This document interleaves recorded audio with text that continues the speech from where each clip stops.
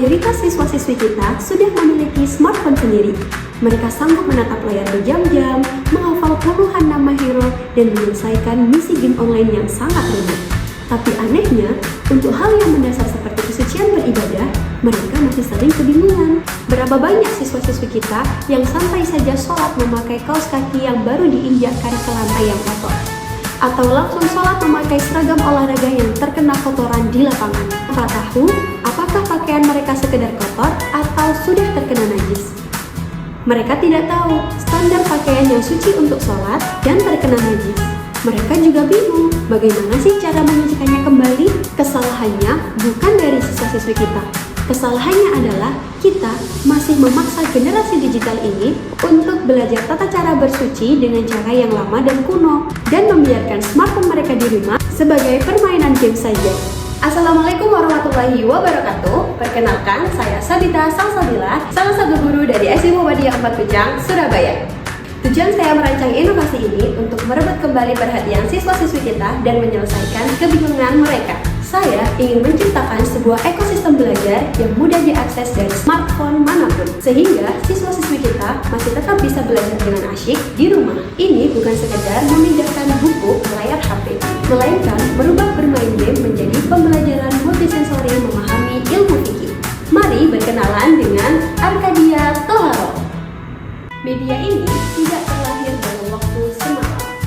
Proses pengembangannya diawali dari analisis kebutuhan siswa SD yang sangat membutuhkan stimulus visual. Tahap desain dikembangkan secara interaktif dan dimulai dengan menggunakan aplikasi Canva yang kemudian saya integrasikan dengan teknologi Web Augmented Reality dengan prinsip Zero Installation. Siswa tidak perlu mengunduh aplikasi berat, cukup scan QR Code dari browser HP mereka, kapan saja dan di mana saja. Pengembangan Arkadia Toharo bertumpu pada 3 pilar deep learning, joyful learning, yaitu pada pendekatan gamifikasi, meaningful learning, yaitu visualisasi interaktif, dan mindful learning, yaitu dengan adanya fitur refleksi untuk menanamkan kesadaran karakter. Begitu siswa memindai barcode, mereka langsung disambut oleh Tora, sang maskot media ini. Konsep ini menurunkan beban kognitif anak agar mereka merasa sedang bermain dan bukan belajar. Pada zona visual, siswa disajikan materi esensial secara visual untuk membedakan apa itu bersuci dari hadas dan bersuci dari najis dan lain sebagainya, agar mereka mulai peka terhadap kondisi pakaian dan tubuh mereka. Pada zona audio, siswa disajikan lagu macam-macam najis. Dan pada zona audiovisual, siswa disajikan video pembelajaran. Siswa dapat langsung menonton videonya tanpa masuk ke laman YouTube. Dan pada zona AR, siswa dapat melihat contoh-contoh dari macam-macam najis dalam bentuk 3 dimensi dan disertai dengan penjelasan di setiap gambarnya. Dan pada zona edu game terdapat 2 game quiz yang dapat dimainkan, arcade game dan world game. Pada arcade game, jika kamu menjawab benar akan mendapat selamat. Yeay, benar.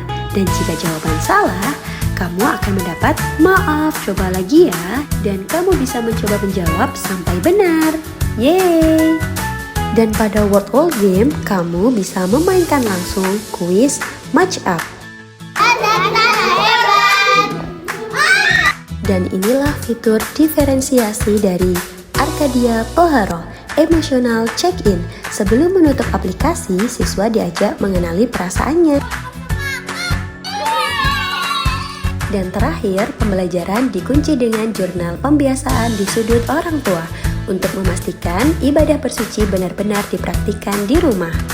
Dan yang terakhir dilengkapi dengan profil pengembang media Arkadia Toharo. Bapak, Ibu guru, serta ayah bunda yang luar biasa, inovasi pembelajaran media yang hebat bukan berasal dari teknologi yang paling mahal. Inovasi yang sebenarnya adalah inovasi yang mampu merubah kewajiban menjadi sebuah kebutuhan yang menyenangkan. Melalui media Arkadia Toharo, kita tidak lagi mengajarkan teori pada anak-anak melalui buku semata. Kita sedang merawat fitrah kesucian mereka, menjadikan smartphone sebagai jalan kebaikan mereka, dan membangun generasi yang peduli pada ibadahnya di tengah gempuran era digital. Saya, Sabita Salsabila, mari terus berinovasi, mendobrak batasan demi pendidikan Indonesia yang lebih bermakna.